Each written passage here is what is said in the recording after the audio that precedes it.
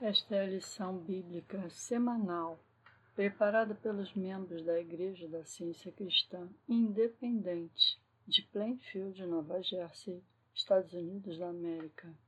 As citações são da Bíblia King James e do livro da Ciência Cristã, Ciência e Saúde com a Chave das Escrituras, da edição de 1910, de Mary Baker Eddy. Esta lição é para domingo, dia 5 de abril. Tema: irrealidade. Versículo de ouro, João. Porque Deus amou o mundo de tal maneira que deu o seu Filho unigênito, para que todo aquele que nele crê não pereça, mas tenha a vida eterna. Leitura responsiva, Salmo. O Senhor é a porção da minha herança e o meu cálice. Tu mantens a minha sorte. As linhas caem em lugares agradáveis. Sim, eu tenho uma bela herança. Bendirei ao Senhor, que me deu conselho. Até o meu coração me ensina durante as noites. Tem posto o Senhor continuamente diante de mim, porque Ele está à minha direita, e eu não serei abalado. Portanto, meu coração está alegre, e a minha glória exulta. Também a minha carne repousa em esperança. Porque tu não me deixarás minha alma no inferno, nem permitirás que o teu santo veja a corrupção. Tu me mostrarás o caminho da vida. Na tua presença há plenitude de alegria, e a tua mão direita há prazeres para sempre. Lição bíblica, a Bíblia, Mateus. E aconteceu que quando Jesus acabou de dizer tudo isso, falou aos seus discípulos: Vós sabeis que daqui a 2 dias é a festa de Páscoa, e o Filho do Homem será traído para ser crucificado. João. E estando próxima a Páscoa dos judeus, Jesus subiu a Jerusalém, e acharam no templo os que vendiam bois, ovelhas, pombas e os cambistas assentados. E tendo feito um açoite de cordas finas, expulsou todos do templo, bem como as ovelhas e os bois, e espalhou o dinheiro dos cambistas, e derrubou as mesas. E disse aos que vendiam pombas: Tirai daqui estas coisas, não façais da casa do meu pai casa de comércio. E os seus discípulos lembraram-se de que estava escrito: O zelo da tua casa me devorará. Então os judeus lhe responderam: Qual sinal tu nos mostra, vendo que tu fazes essas coisas? E Jesus respondeu: Destrua esse templo, e em 3 dias eu o reconstruirei. Mas ele se referia ao templo do seu corpo, pois quando ressuscitou dos mortos, os seus discípulos se lembraram de que ele lhes tinha dito, e creram na Escritura e na palavra que Jesus havia falado. Marcos. Logo pela manhã, os principais sacerdotes, reunindo-se com os anciãos, os escribas e todo o sinédrio, prenderam Jesus, levaram-no e o entregaram a Pilatos. João, então, entregou-o a eles para ser crucificado. E eles, tomando Jesus, o levaram embora. E ele, carregando a sua cruz, saiu para um lugar, o lugar da caveira, que em hebraico se chama Golgota, onde o crucificaram. E no 1º dia da semana, Maria Madalena foi cedo ao sepulcro, quando ainda estava escuro, e viu que a pedra havia sido removida da entrada do sepulcro. Então ela correu e foi até Simão Pedro e o outro discípulo, aquele a quem Jesus amava, e disse-lhes: Tiraram o Senhor do sepulcro e não sabemos onde o puseram. Então Pedro saiu, juntamente com outro discípulo, e foram para o sepulcro. E, inclinando-se, olhando para dentro, viu as roupas de linho estendidas ali. Entrou também aquele outro discípulo que chegara primeiro ao sepulcro, e viu, e acreditou, pois como eles ainda não entendiam a Escritura, que diz que ele deveria ressuscitar dos mortos. Mas Maria ficou do lado de fora, junto ao sepulcro, chorando.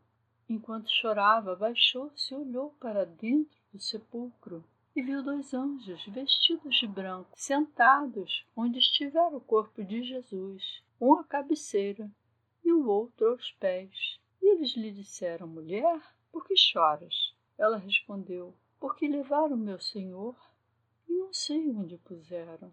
E tendo dito isso, voltou-se e viu Jesus em pé, mas não o reconheceu. Não reconheceu que era Jesus. Disse-lhe Jesus: Maria. Ela, voltando-se, disse-lhe: Rabone, que significa mestre. Então, naquele mesmo dia à tarde, sendo o primeiro dia da semana, estando fechadas as portas onde os discípulos, com medo dos judeus, estavam reunidos, chegou Jesus, pôs-se no meio e disse-lhes: Paz esteja convosco. Disse-lhes, pois, Jesus outra vez: Paz seja convosco. Assim como o Pai me enviou, eu também vos envio. E tendo dito isso, soprou sobre eles e disse-lhes: Recebei o Espírito Santo. Atos. Quando se reuniram, perguntaram-lhe: Senhor, restaurarás esse templo, o reino a Israel? E ele lhes disse: Não vos compete saber os tempos ou as épocas que o Pai reservou para sua própria autoridade, mas recebereis poder ao descer sobre vós o Espírito Santo, e sereis minhas testemunhas, tanto em Jerusalém, como em toda a Judéia e Samária e até os confins da terra. E havendo ele dito essas coisas, enquanto eles olhavam, foi elevado às alturas, e uma nuvem o encobriu, ocultando-o dos seus olhos. Segunda carta a Timóteo. Paulo, apóstolo de Jesus Cristo pela vontade de Deus. Portanto, não te envergonhes do testemunho do nosso Senhor, nem de mim, seu prisioneiro. Antes participa dos sofrimentos do Evangelho, segundo o poder de Deus, que nos salvou e nos chamou com uma santa vocação, não segundo as nossas obras, mas segundo o seu próprio propósito e graça, que nos foi dada em Cristo Jesus, antes do começo do mundo, e que agora se faz manifesto pela aparição do nosso Salvador, Jesus Cristo, o qual aboliu a morte e trouxe a vida e a imortalidade à luz por meio do Evangelho. Apocalipse, revelação de Jesus Cristo, que Deus lhe deu para mostrar aos seus servos as coisas que em breve devem acontecer, e ele a enviou e a revelou por meio do seu anjo ao seu servo João. Eu sou aquele que vive e que estava morto, e eis que eu estou vivo para sempre. Amém. João, porque eu vivo, vós também vivereis. Lerei agora as passagens correlatadas com o livro-texto de Ciência e Saúde, com a chave das Escrituras, de Mary Baker Eddy, edição de 1910. Esta é a vida eterna de Jesus.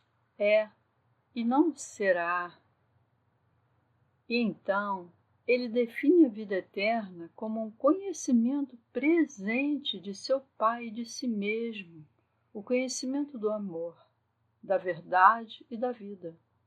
Esta é a vida eterna, que te conheçam a ti, o único Deus verdadeiro, e a Jesus Cristo, a quem enviaste. As Escrituras dizem: nem só de pão viverá o homem, mas de toda palavra que procede da boca de Deus, mostrando que a verdade é a própria vida do homem, mas a humanidade se opõe a tornar este ensinamento prático. Pergunta: o que é a vida? Resposta: a vida é princípio divino, mente, alma, espírito. A vida não tem começo nem fim.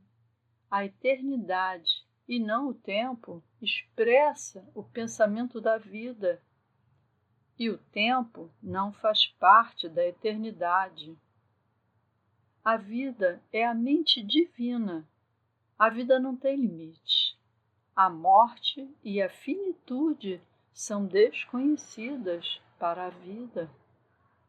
Reconhecemos que a crucificação de Jesus e a sua ressurreição serviram para elevar a fé na compreensão da vida eterna, inclusive na totalidade da alma, do espírito e na insignificância da matéria.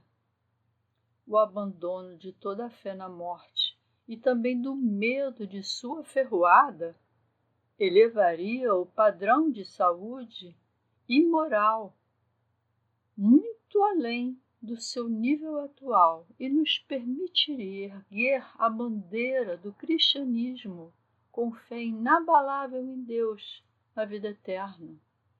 Nosso mestre reapareceu aos seus alunos, para surpresa deles.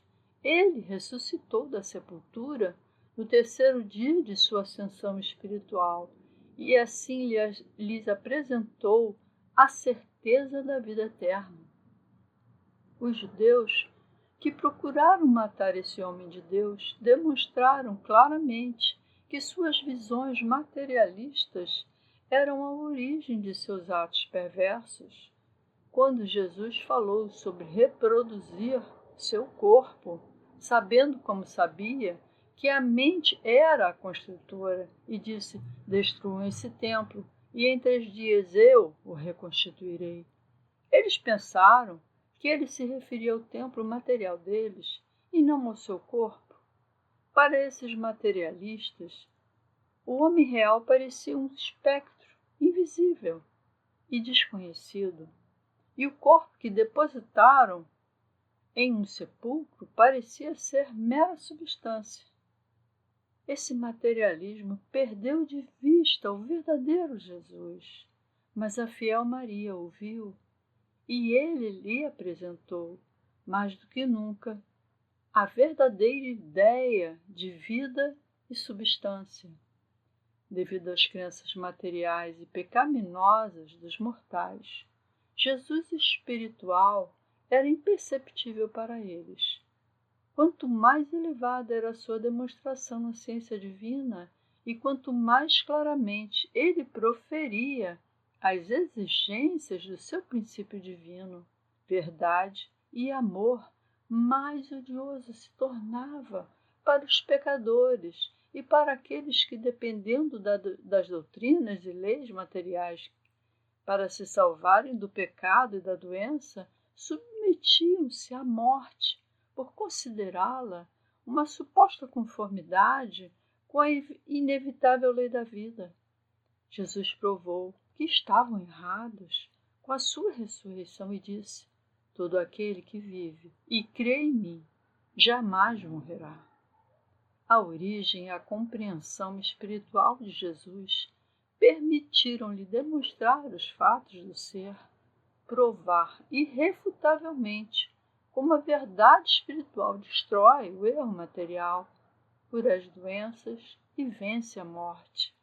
O mestre disse claramente que o físico não era espírito, e após a sua ressurreição ele provou aos sentidos físicos que o seu corpo não havia mudado até que ele próprio ascendesse, ou, em outras palavras, se elevasse ainda mais na compreensão do Espírito de Deus.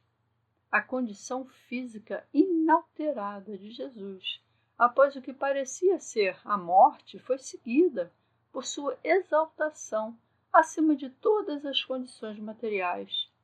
E essa exaltação explicou sua ascensão e revelou inequivocadamente um estado probatório e progressivo além da sepultura.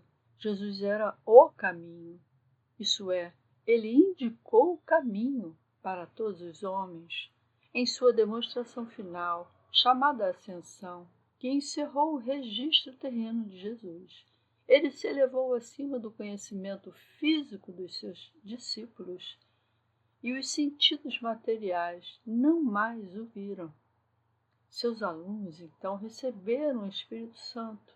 Com isso, quer dizer que por tudo que testemunharam e sofreram, foram despertados para uma compreensão ampliada da ciência divina, chegando à interpretação espiritual e ao discernimento dos ensinamentos e demonstrações de Jesus, o que lhes proporcionou uma vaga concepção da vida que é Deus. Por meio de todas as experiências vividas pelos discípulos, eles se tornaram mais espirituais e compreenderam melhor os ensinamentos do Mestre. Sua ressurreição foi também a ressurreição deles. Ela os ajudou a elevar a si mesmos e aos outros da letargia espiritual e da crença cega em Deus para a percepção de infinitas possibilidades. Eles precisavam desse despertar, pois em breve seu querido Mestre ressuscitaria no reino espiritual da realidade e ascenderia muito além da sua compreensão.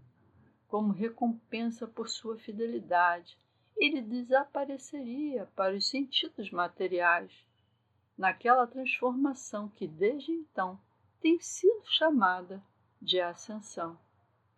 Em nossa época, o cristianismo demonstra novamente o poder do princípio divino, assim como fez há mais de 1900 anos, curando os enfermos e triunfando sobre a morte. No santuário sagrado da verdade, ouvem-se vozes de grande importância, mas não lhe damos ouvidos. Somente quando os chamados prazeres e dores dos sentidos desaparecem em nossas vidas, encontramos sinais inquestionáveis do sepultamento do erro e da ressurreição para a vida espiritual. A verdade será para nós a ressurreição e a vida, somente quando destruir todo o erro e a crença de que a mente, a única imortalidade do homem, pode ser aprisionada pelo corpo e a vida controlada pela morte. Para a mente mortal, a matéria é substancial e o mal é real.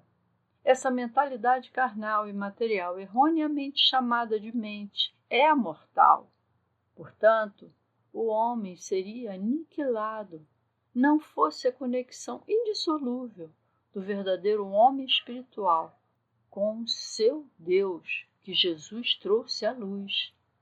Em sua ressurreição e ascensão, Jesus mostrou que o homem mortal não é a verdadeira essência da humanidade e que essa mortalidade material irreal desaparece diante da realidade. A verdade demonstrada é a vida eterna.